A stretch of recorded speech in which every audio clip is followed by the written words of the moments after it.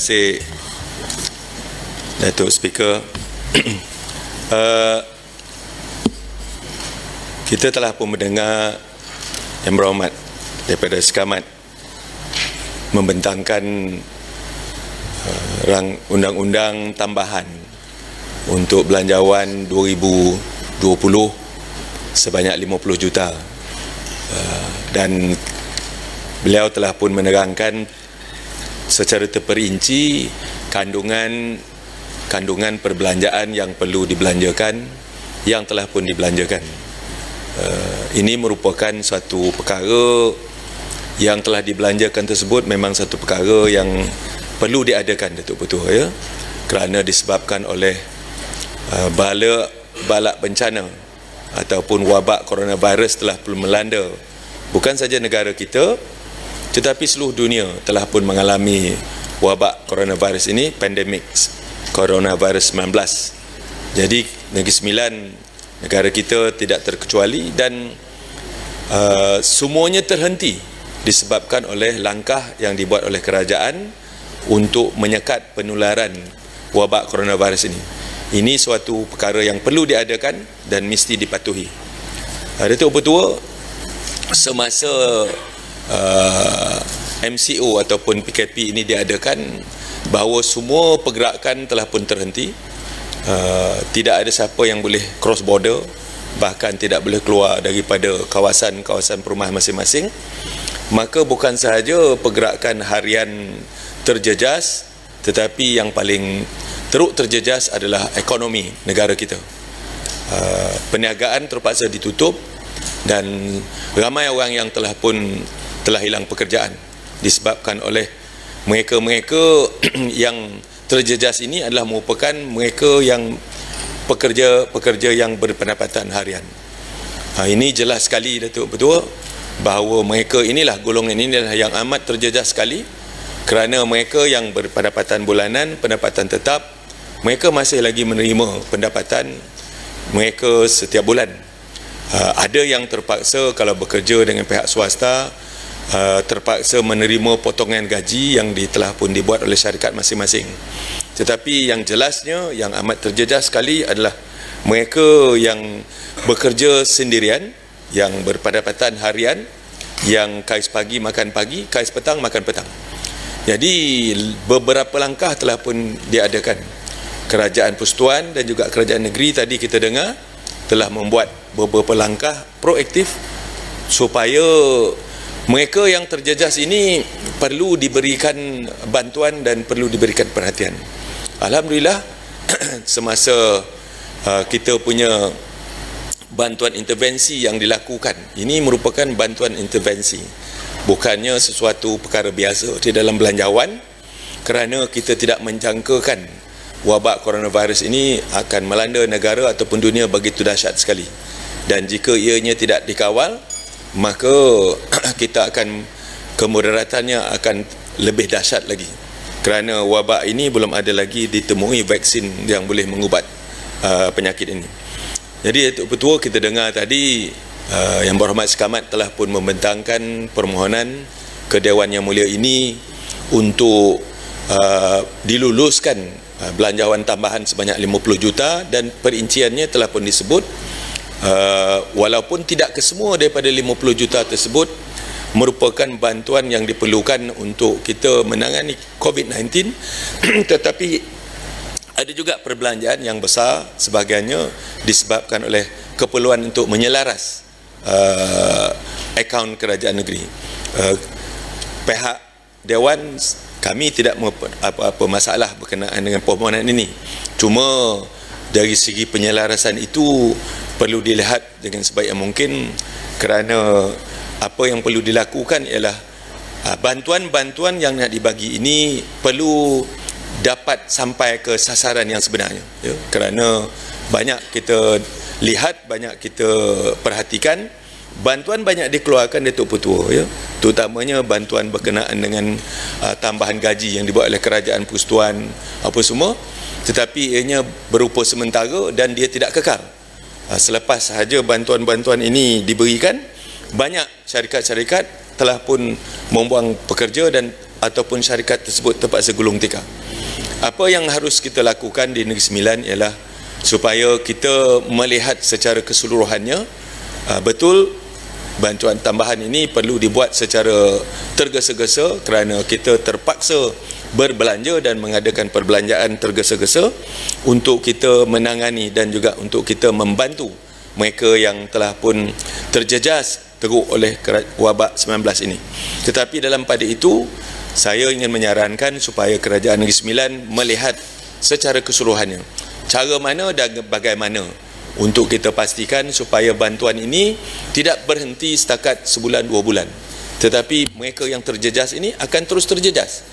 Mereka kehilangan pekerjaan dan ekonomi belum lagi pulih sepulihnya. Ekonomi masih lagi di peringkat permulaan selepas ekonomi negara ditutup Yang Pertua selama 4 bulan lebih.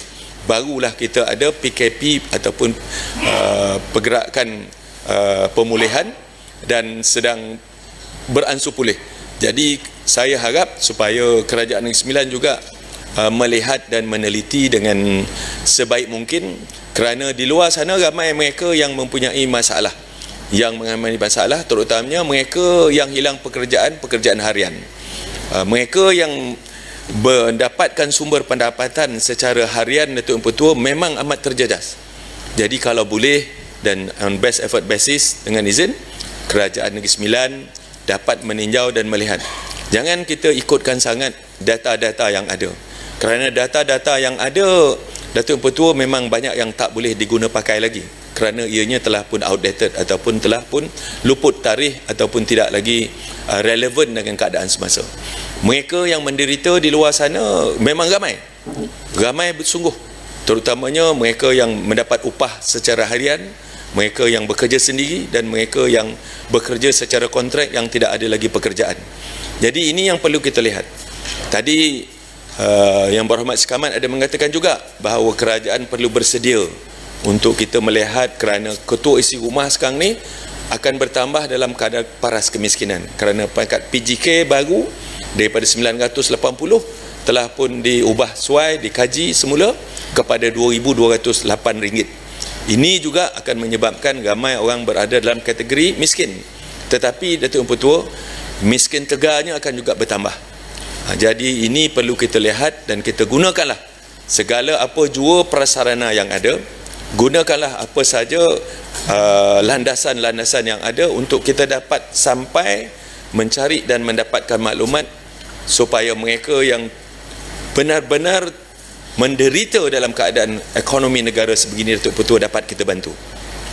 Tak usah kita kira siapa, tak usah kita kira dia siapa, agama apa, bahasa apa, kaum apa, kerana kemiskinan tidak mengenal warna kulit ataupun bahasa ataupun agama Datuk Pertua. Kita perlu bantu semua orang, dan semua agensi, semua jabatan dan semua NGO perlu kita gerakkan supaya kebersamaan kita untuk kita pastikan bahawa hasrat kerajaan nak membantu, hasrat kerajaan nak membela rakyat yang menderita dalam keadaan ekonomi yang teruk sekarang ini, betul-betul dapat kita bantu sebaik mungkin. Jadi ini perlu kita lakukan segera, kerana ramai di luar sana, ramai betul-betul, memang benar ramai yang hidup susah, yang terpaksa mengikat perut, yang terpaksa orang kata menjalani kehidupan yang amat daif sekali. Terutamanya mereka yang tinggal yang dikategorikan sebagai miskin bandar. Dalam bandar ni Datuk Pertua, kita tak dapat nak kenal pasti dia ni miskin ataupun tidak, kerana dia menyewa rumah, dia duduk di flat, kita tak nampak. Kalau di kampung senang, kita boleh nampak dapur dia dah nak roboh, atap dia dah bocor dan macam-macam lagi, dan komuniti boleh tahu. Dari segi optiknya kita tahu bahawa dia ni miskin dan miskin tegar. Tetapi di bandar Datuk Pertua, dia misalnya dulu bekerja kontrak hilang pekerjaan, tak boleh nak bayar sewa rumah, macam-macam. Itulah pendapatannya. Baru-baru ini kalau kita lihat kajian yang dibuat oleh UNICEF dan juga kajian yang dibuat oleh badan-badan antarabangsa, saya ada menulis dalam saya punya Facebook, saya mengatakan bahawa saya mencadangkan supaya kerajaan mengadakan apa yang dipanggil sebagai UBI, Universal Basic Income, Datuk Pertua, untuk kita kenal pasti.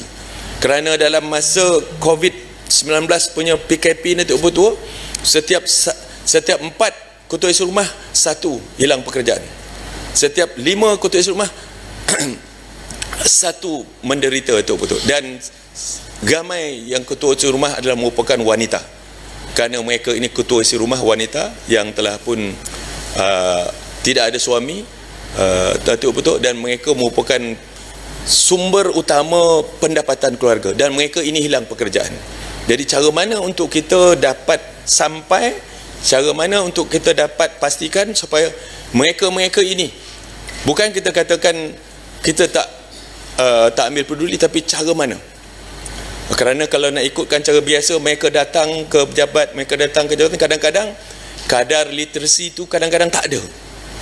Jadi kita kena pastikan supaya seluruh jentera kerajaan, agensi kerajaan, NGO yang mahu bersama, supaya kita gerakkan secara terangkum untuk kita dapat pastikan maklumat mereka ini dapat dikumpulkan dan segera kita bagi bantuan dalam bentuk UBI ataupun Universal Basic Income. Saya harap supaya ini menjadi sebagai keutamaan kepada kerajaan.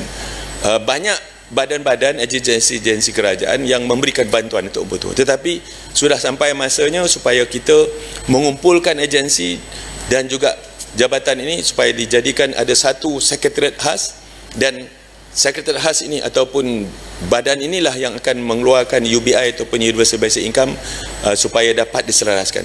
Ada orang kadang-kadang dapat 2-3 bantuan. Ada orang kadang-kadang tak dapat bantuan. Jadi ini harus kita selaraskan, harus kita lakukan dengan terbaik yang mungkin, dan kita jangan berprasangka dalam kita menghulu bantuan. Jangan kita berprejudis dalam kita mengenal pasti orang yang perlu bantuan. Orang miskin dia miskin. Orang susah dia susah. Lelaki, perempuan, tua, muda, kecil, tuan-tuan, Datuk Petua, Cina, India, Melayu, orang-orang etnik yang lain, kalau susah, susah, ya. Jadi kita kena bantu supaya mereka ini merasa hidup di negara yang dah 63 tahun merdeka ni, betul, ada suatu asas kebergantungan mereka, bahawa mereka tahu ada kerajaan yang akan membelanya, iaitu the social safety net. Adanya jaringan yang dibuat, adanya jaring keselamatan sosial. Kalau mereka jatuh macam mana pun, mereka akan jatuh di atas jaring tersebut. Seperti dalam pertunjukan sarkas, dia tak jatuh ke bawah, ada jaring betul-betul yang menahan mereka daripada terus menderita, dan boleh mereka bangun semula. Dan di sana nanti kita gubal pula satu usaha, satu cara macam mana kita nak bangkitkan. Tadi Yang Berhormat Sekamat kata adanya tabung pembangunan usahawan, nak tambah lagi 1 juta, bagus. Teruskan, tetapi didik elok-elok supaya yang nak kita didik ni supaya mereka tu berjaya.